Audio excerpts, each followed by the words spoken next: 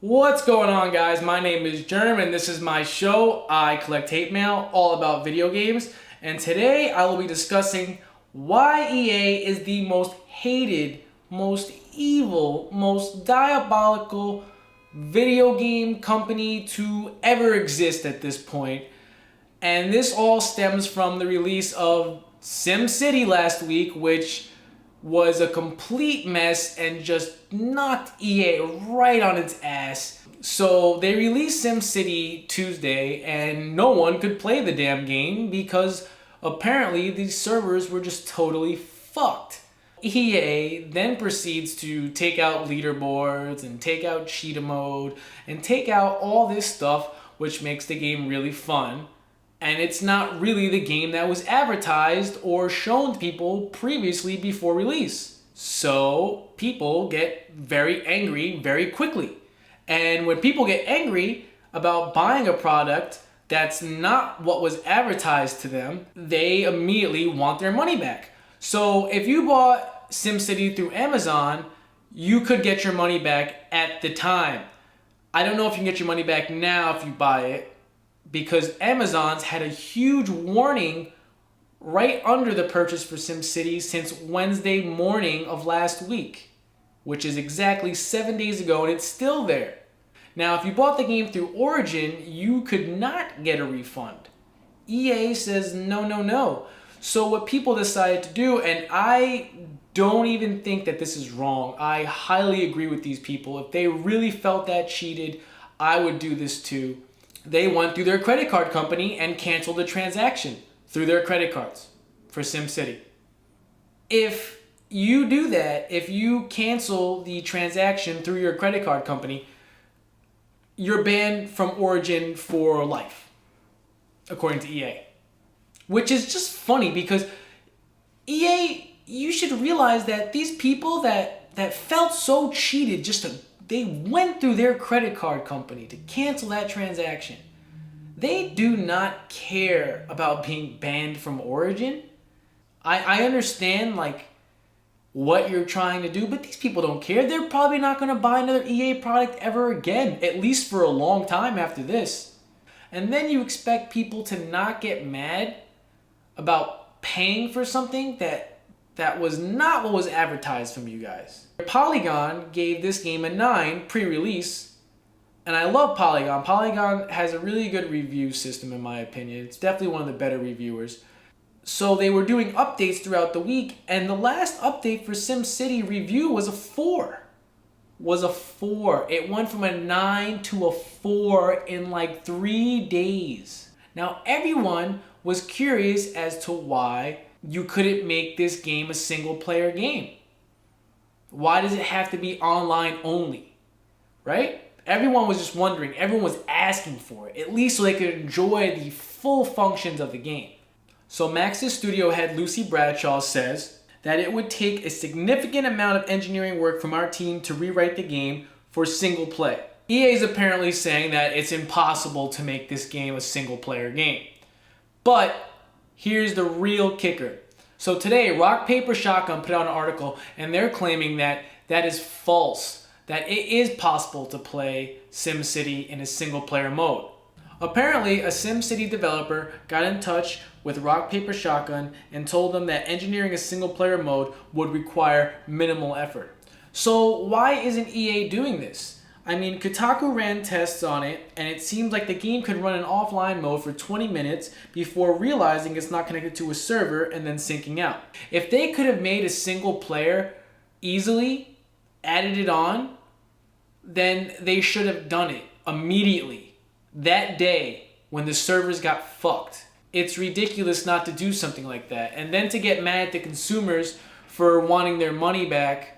I mean, EA offered like a free online game from Origin or something. I guess that's cool, but like people don't want a free online game of whatever choices you have for them. They want SimCity the way it was created, the way you guys advertised the damn game, the way reviewers reviewed the damn game.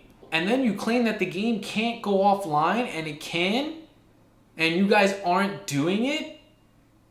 Very, very curious to me. And then you wonder why everyone hates you.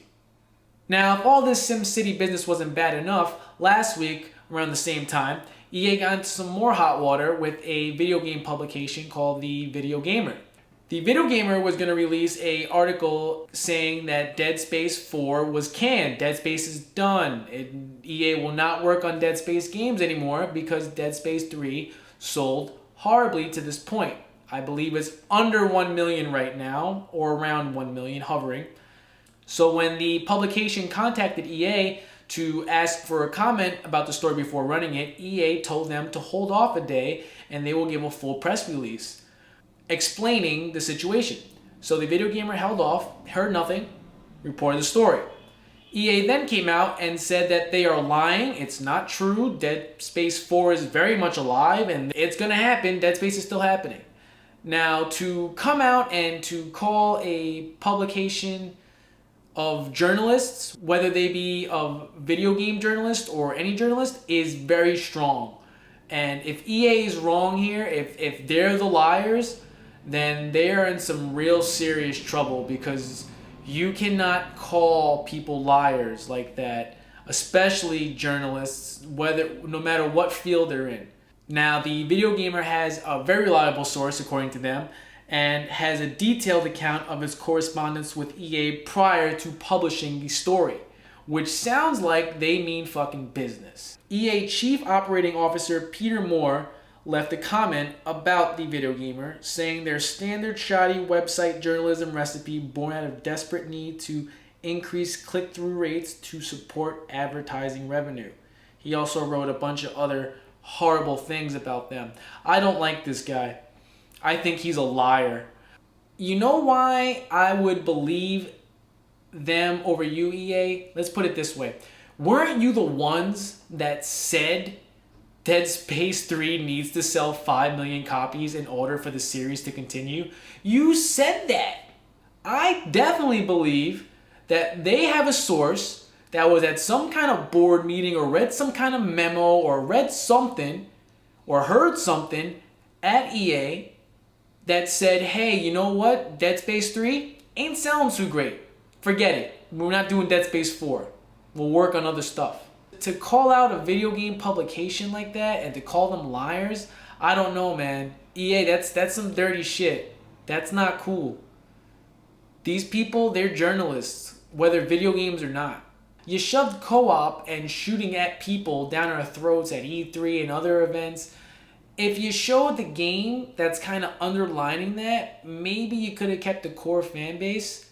But here's the funny thing. This is what really puzzles me about you, EA, and especially with Dead Space 3, because I think you should have went the horror route, and I think you should have just finished the trilogy off properly. You tried to grab the casual gamer market. Now, I'm going to say something here, and people really need to understand this. When companies try to grab the casual gamer, that market, try to get them, it's never going to work out for you. They are the most unpredictable market you could have in video games. The casual gamer is you don't know what the casual gamer is going to buy. The only thing that you can be 100% sure of from the casual gaming market is they will buy Call of Duty every year the week it comes out. That is the only thing you can be sure of. You can't judge that market, and trying to grab that market and trying to make all that money that Activision's making, oh, it's so good, we want it all. You can't read that market. You don't know what they're going to do. Look, how is the Wii U selling compared to the Wii? You don't know what the casual gaming market's going to buy. So don't cater to it. If you catered to your fan base and you made Dead Space 3 a horror game, I am almost positive, I would bet a lot of money on it, that you would have double the sales of what you have now for Dead Space 3. I can almost guarantee it. But you got greedy, you want 5 million, and there you go, and now you've canned it. Good for you, EA. I'm very proud of you. You're following right in Capcom's footsteps. Okay, so moving on. I absolutely love Tomb Raider. I thought it was such a good game. Very fun, very enjoyable for me. A lot of people love it, really love it. It is a game that both casuals and hardcores can play, believe me. I've seen casual gamers play it and they can progress very far. It's not a hard game. I still enjoyed it. My personal beef with the game is there's no replay value for me. I tried to play a second time after creating a walkthrough and I got about, I'd say, a quarter in and I just didn't want to play anymore. That doesn't mean that the game isn't fun. That just means that it doesn't have good replay value. And I'm sure if I go back and replay this game a year from now or 2 years from now, I'll love it, just like when I played Arkham Asylum over again after a year. Bringing up Tomb Raider, I just wanted to show you guys some cool stuff. So when I was playing Tomb Raider and creating my walkthrough, I saw this scene that was frame for frame from one of my favorite movies, The Descent, a horror movie, 2005. Fantastic film. I saw it in 2005. It was amazing. So I was just blown away that they took frame for frame from The Descent in Tomb Raider. It was nuts. And then I actually went home that night after, playing and seeing that. I said, I'm going to watch The Descent tonight. So I put The Descent on and they referenced Tomb Raider in The Descent, which I was like, wait a second. I totally didn't remember that. I'm an English teacher, not fucking Tomb Raider. Alright guys, that's my show for this week. I hope you guys liked it. If you did like it, please click the like button below. That way you can give me some support. And if you want to see me playing some games this week, I'm playing God of War Ascension for Howcast Gaming, so you can check that out. And I will see you guys next week. Have a good one. Take care.